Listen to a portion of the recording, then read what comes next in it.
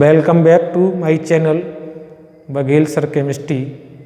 I am proprietor of this channel, Mr. Anil Kumar Baghel.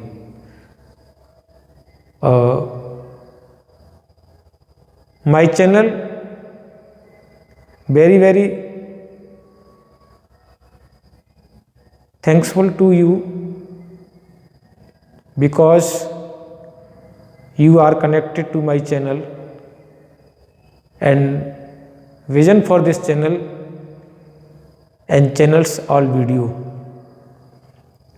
आज हम आपको अपने इस चैनल में के माध्यम से कक्षा 12 की रसायन विज्ञान का ऑर्गेनिक पार्ट, जिसमें पार्ट नंबर 11 एल्कोहल, फिनॉल एवं ईथर को लेकर के आए हैं, जिसमें आपको हम बारी बारी से फिनॉल, एल्कोहल, फिनॉल और ईथर के बारे में बताएंगे। तो सबसे पहले हमारा जो है एल्कोहल, और एल्कोहल को हम सामान्यतः R बॉन्ड OH एल्कोहल के नाम से जानते हैं। फिनॉल भी उसी प्रकार का डेरिवेटिव है, वहाँ पर बेंजीन के डेरिवेटिव लगे रहते हैं, अर्थात ArOH फिनॉल कहते हैं। और उसी प्रकार का अगला जो डेरिवेटिव है वो हमारा है ईथर। तो मैं आपको फिनॉल के साथ, एल्कोहल के साथ में बेसिक जानकारी आपको दे दूं। बाकी के एल्कोहल को तो और डीपली से पढ़ेंगे, लेकिन जो एल्कोहल होते हैं जो हमारे दैनिक जीवन का बहुत बड़ा उपयोग है और एक आर्थिक स्रोत भी है, वो है शराब।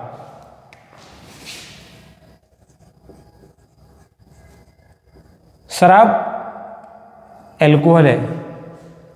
ये शराब बड़े मज़ेदार की चीज़ है। ये एल्कोहल के नाम से जानी जाती है। तो इनको जब व्यक्ति पीता है तो पीने में ये स्वाद में कड़वी होती है, लेकिन फिर भी पी लेता है। बड़ा जोश के साथ पीता है, पार्टी के साथ पीता है, एंजॉय के साथ पीता है, कंपनी के साथ पीता है, संगठन के साथ पीता है, हर्ष उल्लास में पीता है, जाने कब कब पीता है और कैसे कैसे पीता है। पीता ही जाता है, पीते पीते ही मर जाता है। तो हालांकि मैं इस शराब का भी दोष नहीं देता और मैं पीने वाले को भी दोष नहीं देता, क्योंकि इसके अंदर की जो रासायनिक प्रॉपर्टीज है, जो बॉडी के अंदर पहुंचने के पश्चात बहुत बड़ा आनंद देती है। व्यक्ति उस आनंद को प्राप्त करने के लिए पीता है। यूं ही नहीं पीता, व्यक्ति उस आनंद को प्राप्त करने के लिए पीता है। जब भी पीता है तब उसके मुंह के एक्सप्रेशन, उसके फेस के एक्सप्रेशन कुछ अजीब से होते हैं। आँखें, मुंह, नाक, ये सब अजीब से एक्सप्रेशन दर्शाते हैं। ऐसा लगता है अगर व्यक्ति इसको पीता है तो पीते समय ऐसा लगता है कि ये कोई बहुत ही जहरीली चीज़ है, जिसके द्वारा उसके बॉडी के पास जो फेस पे एक्सप्रेशन होते हैं उससे ये पता लगता है। लेकिन जो लोग पीते हैं वो इसका स्वाद भी जानते हैं। तो वास्तव में ये जो है जहरीली चीज़ तो नहीं होती है, लेकिन कड़वी होती है। मैं तो जहरीला नहीं कहूँगा इसको। अगर जहरीला कहते तो एक बार व्यक्ति इसका सेवन करने के बाद दुनिया से ही उठ जाता। दुनिया में कभी नहीं उठता, दुनिया से ही उठ जाता। तो मैं इसको जहरीला नहीं कहता, मैं इसको दोष भी नहीं देता, क्योंकि ये शराब जो है वो दोषीली नहीं है, जोशीली है।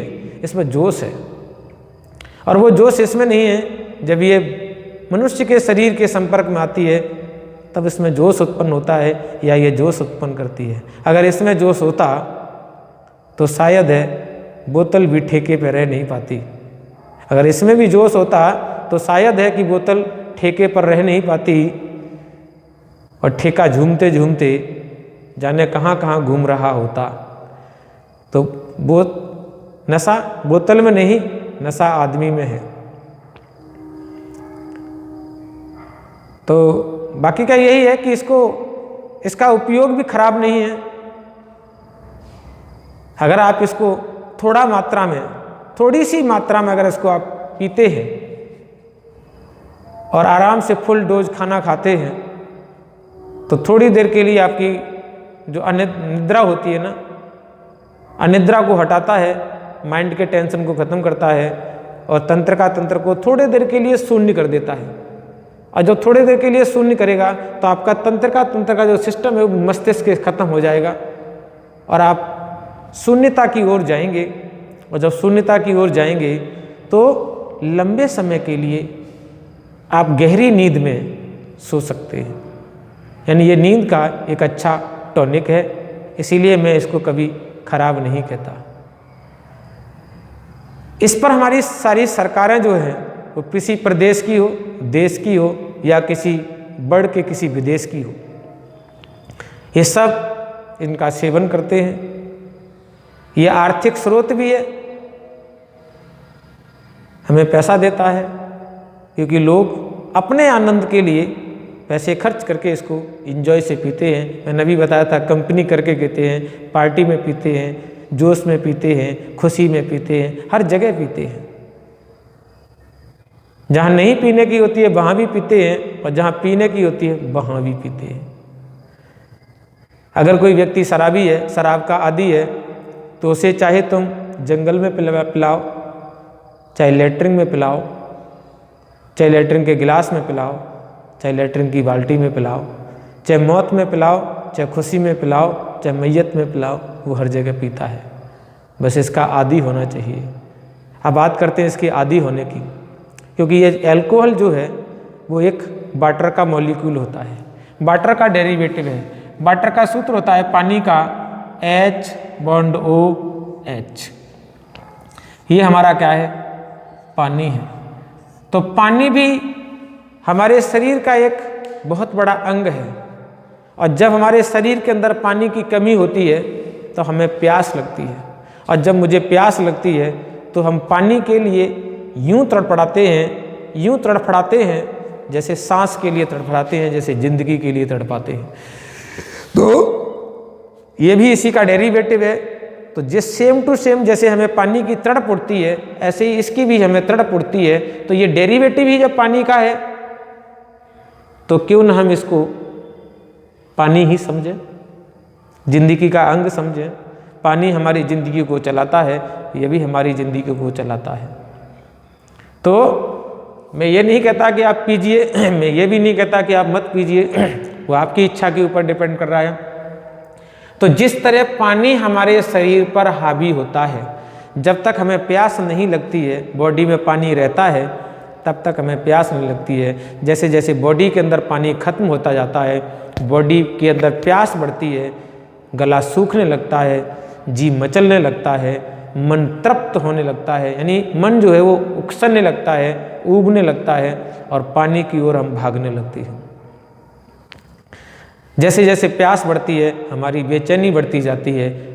तो इसी प्रकार भी अब हमने क्या किया, पानी को किस तरह अल्कोहल में बदला, इस H को केवल रिप्लेस किया और H की जगह क्या लगा दिया, R। तो अब ये पानी नहीं रहा, ये हमारा क्या हो गया, अल्कोहल हो गया। और इस अल्कोहल जिसकी हम बात कर रहे हैं वो अल्कोहल का डेरिवेटिव होता है C2H5OH। C2H5OH इसे ही कहते हैं शराब। इसे हम क्या कहते हैं, शराब कहते हैं। तो यही हमारा डेरिवेटिव सिर्फ और सिर्फ हमारे अंतराल क्या है, यहाँ पर H लगा था, अब हमने R की जगह C2H5OH लगा दिया तो वो हमारा अल्कोहल बन गया। और यही हमारा पानी की तरह, क्योंकि डेरिवेटिव भी पानी का ही है, यह हमारे शरीर पर इस तरीके से हावी हो जाता है जैसे पानी हावी रहता है। अगर जब इसकी शरीर के अंदर डिमांड बढ़ती है, जब शरीर के अंदर, जैसे हमने मान लीजिए हम 24 घंटे में एक बार लेते हैं, तो एक निश्चित समय के अंतराल के बाद 24 घंटे के बाद फिर हमें इसकी डिमांड चाहिए, यानी हमारी बॉडी उस 24 घंटे तक उसकी डोज को रिकमेंड नहीं करती है। 24 घंटे के बाद जब इसका टाइम आता है तो बॉडी हमारी रिकमेंड करती है। जैसे हम हर समय पर घंटे, 2 घंटे, 4 घंटे, 10 घंटे के बाद जब पानी की रिकमेंड करते हैं, ऐसी बॉडी भी हमारी क्या करती है, एल्कोहल की रिकमेंड करती है। और वो एल्कोहल का हावी प्रभावी मनुष्य जिसको हम शराबी बोलते हैं, वो फिर प्यासे मनुष्य की तरह तड़पने लगता है और तड़प करके फिर अपने उस कुएं ठेके की ओर भागता है। जब तक इसको ये शराब नहीं मिलती है तब तक उसका जी शांत नहीं होता है। तो ये तो रहे हमारे एल्कोहल के इफेक्ट। तो नशा उसमें नहीं है, नशा मनुष्य में है। जब ये मनुष्य के शरीर के संपर्क में आती है तब अपना रंग दिखाती है। तो इसका यूज भी खराब नहीं है, लेकिन अधिकतम मात्रा में इसको लेने से इसका दुष्परिणाम भी बहुत है। लिवर खराब होता है, किडनी खराब होती है, आंत खराब होती है, डाइजेशन का जो भी सिस्टम है, फिल्ट्रेशन और डाइजेशन का जो भी सिस्टम है, वो दोनों खराब हो जाते हैं। और अंत में जो जिंदगी है वो डैमेज हो जाती है और हम भी मृत्यु के गले जल्दी लग जाते हैं।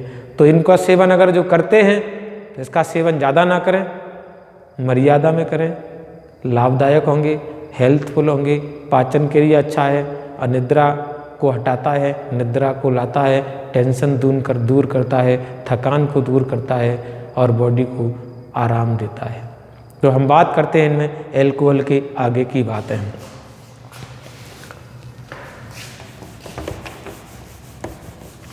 तो एल्कोहल जो है वो वाटर के मॉलिक्यूल का डेरिवेटिव है। हमने अभी बताया था H bond O bond H, इन सब के अंदर एक ही चीज इन दो के अंदर एक ही चीज कॉमन है जो पानी में कॉमन है। तो अगर हम इसकी जगह इस OH में से एक H को किसी एल्किल समूह के साथ में रिप्लेस कर दें तो ये आपका क्या बन जाएगा, एल्कोहल बन जाएगा। अगर हम इस ROH को बेंजीन के साथ रिप्लेस कर दें तो ये आपका फिनॉल बन जाएगा।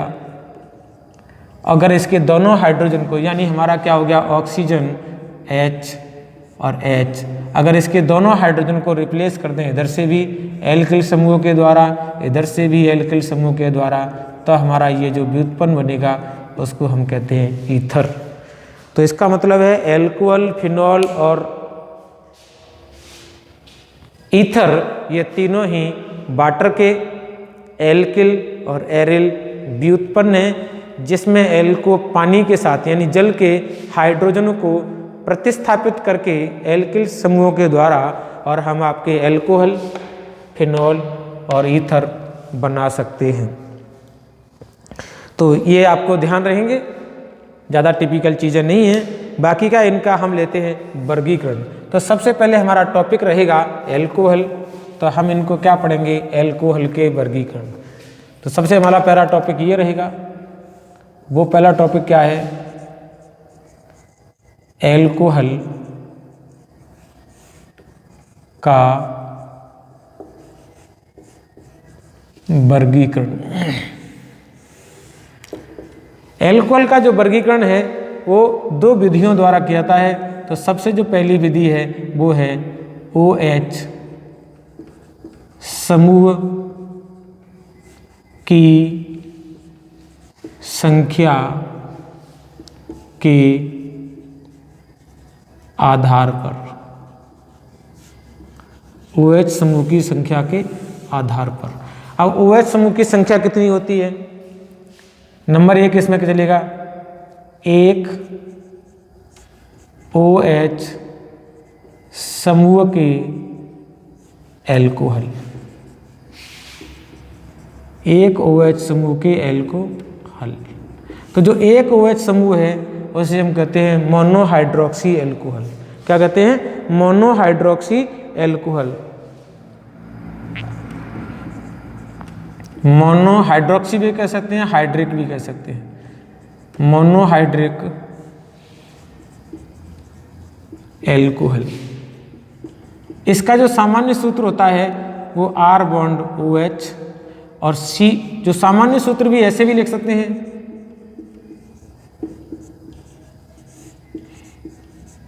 सामान्य सूत्र CnH2n + 1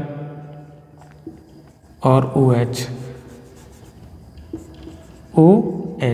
या करके कहीं कहीं ऐसा भी लिखा होता है CnH2n + 2O। ये दो इसके क्या है, सामान्य सूत्र हैं। तो ये पहला हमारा यह आ गया। दूसरा हमारा जो डेरिवेटिव आएगा भी हम इनके प्रकार लिख ही देते हैं, बाकी के इनमें आगे जाकर इनका वर्गीकरण करेंगे। 2 OH समूह के एल्कोहल, 2 OH समूह के एल्कोहल, अर्थात जिनमें OH समूह की संख्या कितनी होती है, 2 होती है, उन्हें हम क्या कहते हैं, डाई हाइड्रिक एल्कोहल कहते हैं। इन्हें क्या कहते हैं हम, डाईहाइड्रिक एल्कोहल कहते हैं। तो डाईहाइड्रिक एल्कोहल का जो हमारा एग्जाम्पल है वो है CH2OH सिंगल बॉन्ड CH2 और OH। इसका नाम होता है एथिलीन ग्लाइकॉल। ये तो हमारा सामान्य नाम हो गया।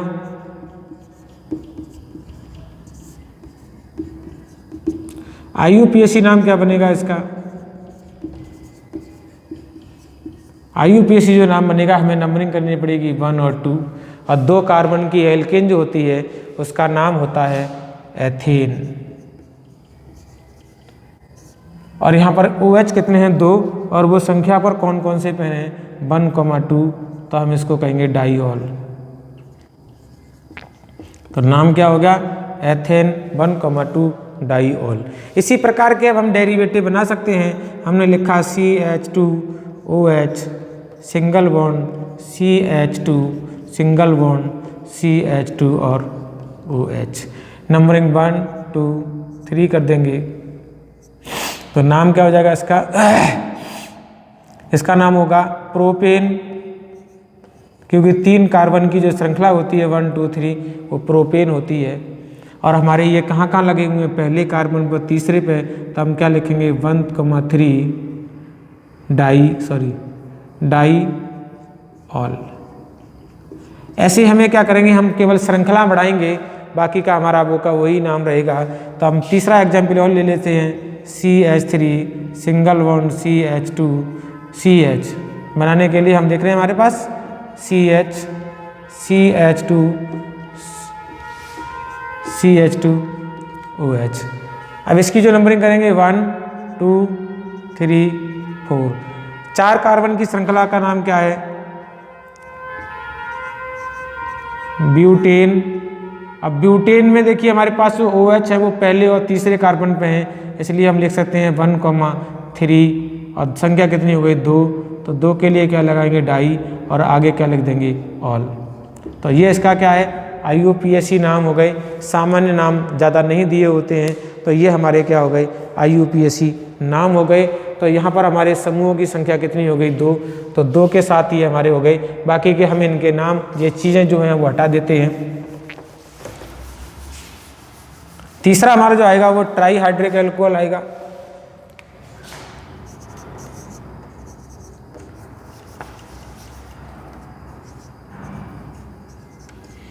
ट्राईहाइड्रिक एल्कोहल, ट्राईहाइड्रिक एल्कोहल में जो है वो OH की संख्या कितनी होती है, OH की संख्या 3। जब OH की संख्या 3 हो, OH की संख्या 3, जब OH की संख्या 3 हो तो उसे हम कहते हैं ट्राईहाइड्रिक एल्कोहल।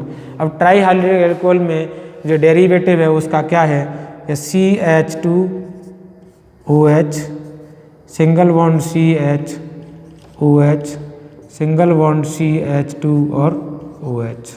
तो यहाँ पर हमारी संख्या कितनी हो गई, 3 हो गई, तो इसे हम क्या कहेंगे, ट्राईहाइड्रिक एल्कोहल कहेंगे। तो हमारा जो ट्राईहाइड्रिक एल्कोहल है वो इसका नाम क्या बनेगा 1 2 3, तो इसका नाम हो गया प्रोपेन। संख्या कौन है 1 को पे 2 पे कौन 3 पे, और संख्या कितनी हो गई 3, तो हम कैसे कहेंगे ट्राई, और ये क्या लगा देंगे इसका ऑल। तो ये इसका नाम हो गया IUPAC 1,2,3 प्रोपेन 1,2,3 ट्राई ऑल। अब जो इसका एक्चुअली नाम है, जो सामान्य नाम है, उसे कहते हैं ग्लिसरीन। क्या कहते हैं इसको? ग्लिसरीन कहते हैं, या हम इसको कहेंगे ग्लिसरॉल। ग्लिसरीन भी कह सकते हैं, या हम इसको ग्लिसरॉल कहेंगे। तो ये हमारे जो थे ट्राईहाइड्रिक एल्कोहल हो गए, और पॉलीहाइड्रिक एल्कोहल भी आते हैं, वो अभी आपके कोर्स में नहीं है, तो हम उनकी यहाँ पर चर्चा भी नहीं कर रहे हैं। ठीक है, तो यहाँ पर आपके क्या हो गए OH समूह की संख्या के आधार पर इनका क्या हो गया वर्गीकरण हो गया। आगे जो हम वर्गीकरण ले रहे हैं वो वर्गीकरण ले रहे हैं मोनोहाइड्रिक एल्कोहलों का। तो ये OH समूह की संख्या के आधार पर ये 3 प्रकार के हो गए। अब जो आएंगे आपके एल्कोहल का, वो आएगा मोनोहाइड्रिक एल्कोहलों का वर्गीकरण। तो पहला जो था उसका नाम है monohydric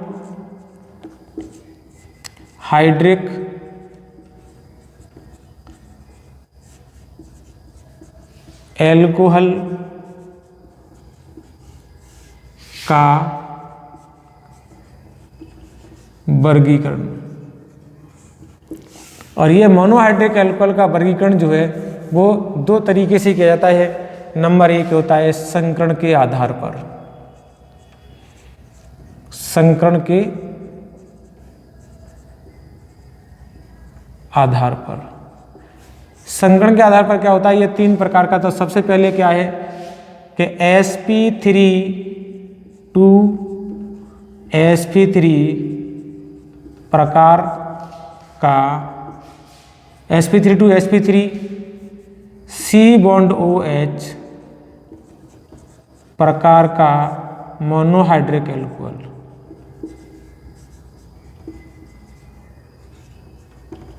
monohydric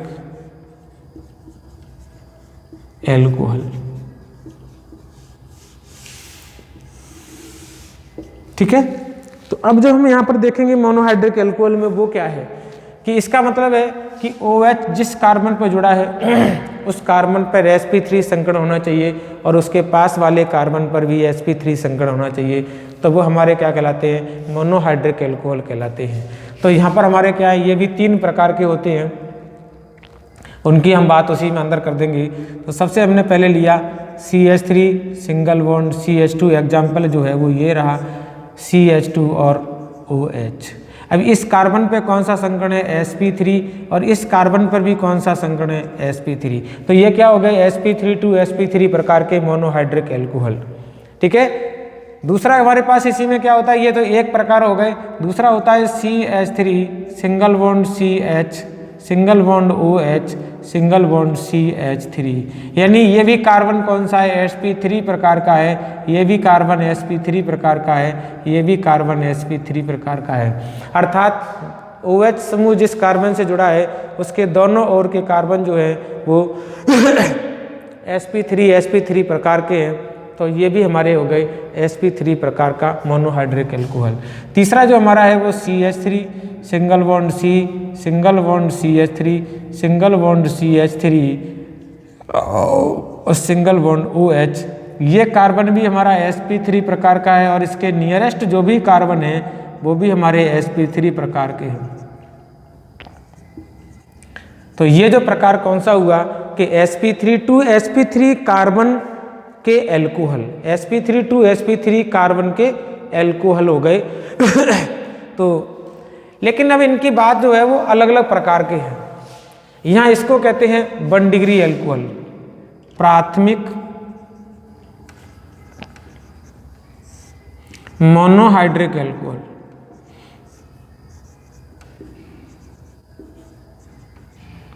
monohydric alcohol PRIMARY primary monohydric alcohol.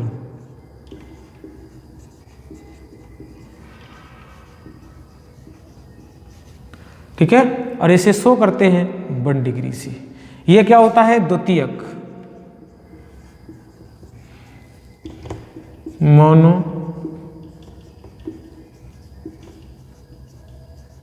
Hydric alcohol, इसे कहते हैं 2 डिग्री। और सेकेंडरी ये होता है तृतीयक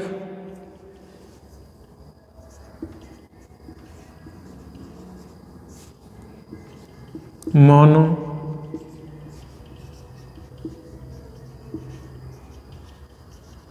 हाइड्रिक एल्कोहल, इसे कहते हैं 3 डिग्री से शो करते हैं।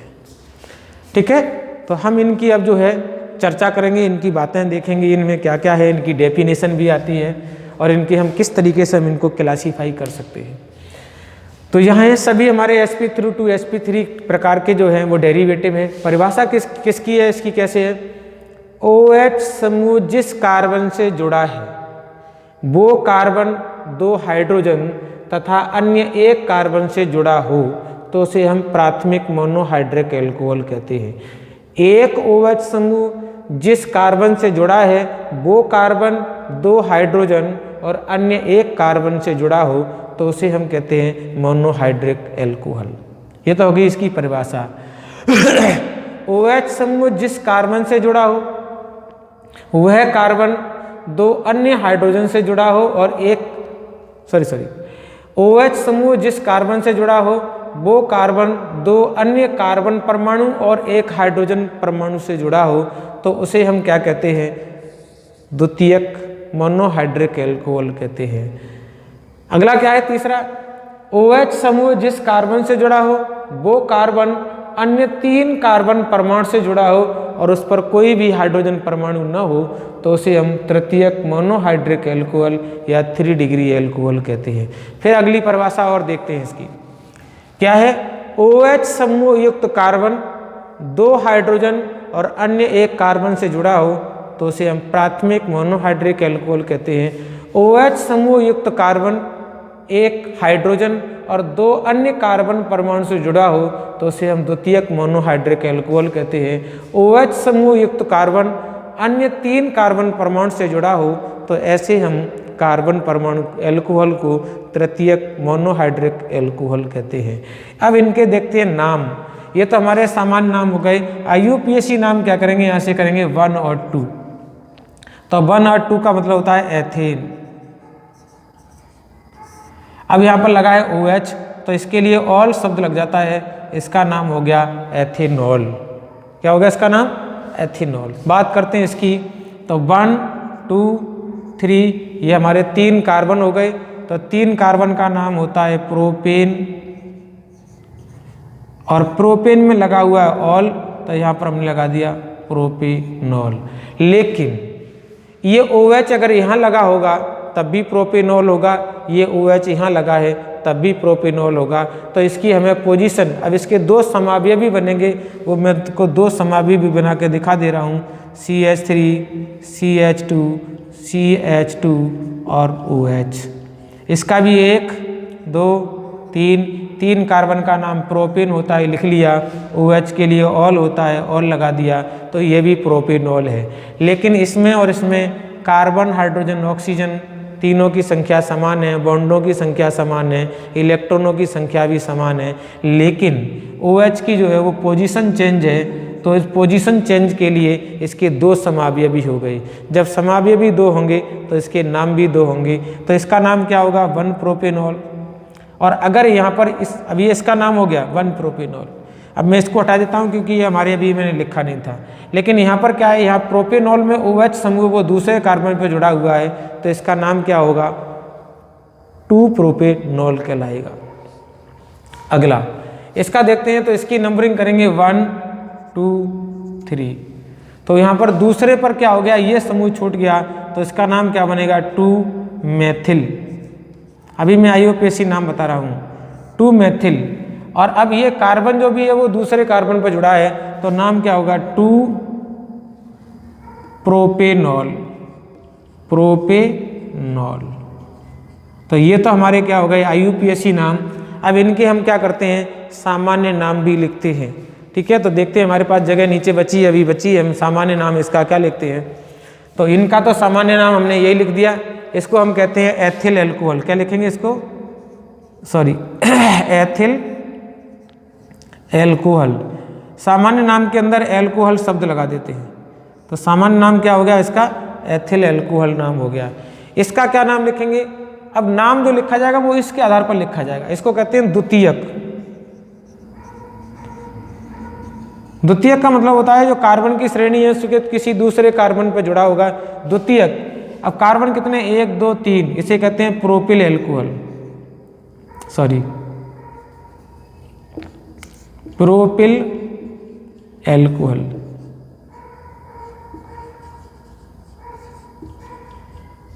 इसका दूसरा नाम और है, वो है आइसोप्रोपिल एल्कोहल। आइसोप्रोपिल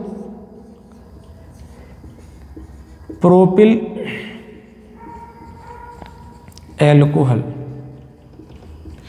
इसका जो नाम है वो है, अब देखिए 3 डिग्री पर होता है, हम कहते हैं तृतीयक। और तृतीयक जब नाम लिखते हैं तो सारे कार्बन काउंट कर लेते हैं, 1 2 3 4 कार्बन को कहते हैं ब्यूटिल, और आगे क्या लगा देंगे हम, एल्कोहल लगा देंगे। तो नाम इसका क्या बना, तृतीयक ब्यूटिल एल्कोहल, द्वितीयक ब्यूटिल एल्कोहल, प्राथमिक ब्यूटिल ये ब्यूटिल एल्कोहल करके के इनके नाम हो गए। तो आगे आज इसी में इतना ही, आगे इसके जो है वो हम दूसरे संकरण के आधार पर हम इनके पढ़ेंगे। हमारे चैनल को लाइक शेयर सब्सक्राइब अवश्य करें। कोई भी परेशानी हो, बात समझ में नहीं आई हो, गलती हो गई हो, गलत लिख गया हो, हमें कमेंट करके बताएं, हम उसको सुधार देंगे, बता देंगे। जय हिंद, जय भारत।